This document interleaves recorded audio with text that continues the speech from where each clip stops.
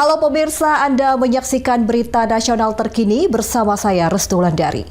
Pemirsa, kali ini kami akan mengajak Anda untuk mengetahui informasi terkini dari berbagai isu yang terjadi di dalam maupun di luar wilayah Indonesia. Dan berikut informasinya untuk Anda.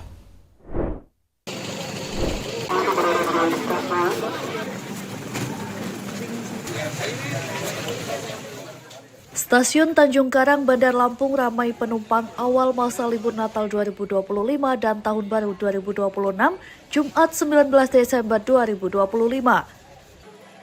Penumpang didominasi rombongan keluarga memadati area depan stasiun dan ruang tunggu. Mereka akan melakukan perjalanan menuju Palembang. Masa angkutan Natal dan Tahun Baru dimulai sejak 18 Desember 2025 dan lonjakan penumpang kereta api dari Lampung menuju Sumatera Selatan terjadi sejak awal libur sekolah. PT KAI Divisi Regional 4 Tanjung Karang menambah rangkaian gerbong. Seluruh tiket perjalanan kereta api rute Tanjung Karang Kertapati habis terjual hingga arus balik. Pada masa angkutan Natal dan Tahun Baru kali ini, PT KAI menyiapkan layanan 58.000 penumpang, meningkat dari tahun sebelumnya 42.000 penumpang. Dalam rangka acara keluarga. Berarti memang libur di akhir tahun ini ya? Libur akhir tahun. Libur akhir tahun. Kenapa milih naik kereta, Pak? Karena lebih nyaman. Lebih nyaman, lebih nyantai, lebih leluasa kita untuk beristirahat. Berapa orang, Pak? Beli tiketnya pakai aplikasi apa, Pak? Pakai aplikasi KAI. Eksekutif Vice President PT KAI Divre 4 Tanjung Karang Muhammad Ramdhani menerangkan tinggi antusiasme masyarakat menggunakan layanan kereta api. Penjualan tiket dibuka sejak 45 hari sebelum keberangkatan. PT KAI menerapkan rem cek pada November lalu demi menjamin keselamatan dan kenyamanan penumpang. Selain itu, PT KAI menempatkan petugas di titik-titik rawan bencana serta memasang 4 sensor, mengingat saat ini masih musim penghujan.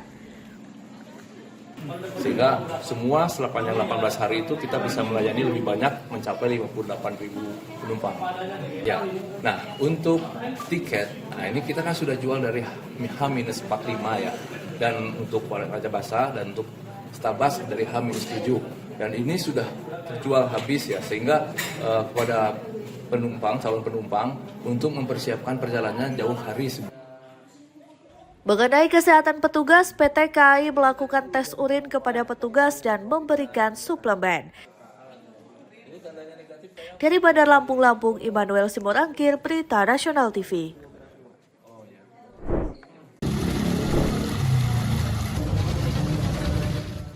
Banjir bandang dan tanah longsor melanda Aceh, Sumatera Utara, dan Sumatera Barat menghancurkan pemukiman warga, jalan, serta merusak instalasi pengolahan air dan perpipaan.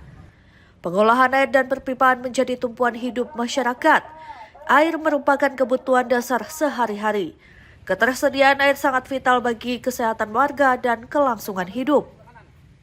Kementerian Pekerjaan Umum melalui Balai Penataan Bangunan Prasarana dan Kawasan atau BPBPK Sumatera Utara mengirim 1 unit instalasi pengolahan air mobile ke Kabupaten Tapanuli Tengah. Hal ini sebagai langkah percepatan pasca bencana. Instalasi pengolahan air mobile bisa mengolah air keruh menjadi layak pakai, memenuhi kebutuhan sehari-hari. Tipe mobil ini mengolah air baku yang bersumber dari Sungai Sibuluan dengan NTU rata-rata 200 sampai 500 NTU. Kami berhasil mengolah air baku dari Sungai Sibuluan menjadi rata-rata 2 sampai 4 NTU dan pH berkisar 6,5 sampai dengan 7. Mobilitas dan kecepatan operasional instalasi pengolahan air mobile memungkinkan proses pengolahan air berpindah dengan cepat dari satu daerah ke daerah lain, seraya menunggu instalasi pengolahan air permanen bakal dibangun.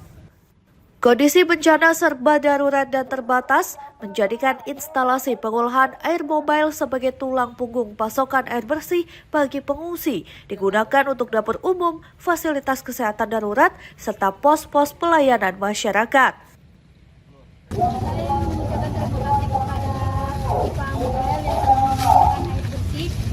Pada kami, jujur air bersih ini sangat membantu kami dalam bersih dan masih pada. Siap, terima kasih Kak. Kehadiran instalasi pengolahan air mobile bisa menekan resiko penyakit yang muncul saat bencana, seperti diare dan infeksi kulit. Tim Liputan Berita Nasional TV.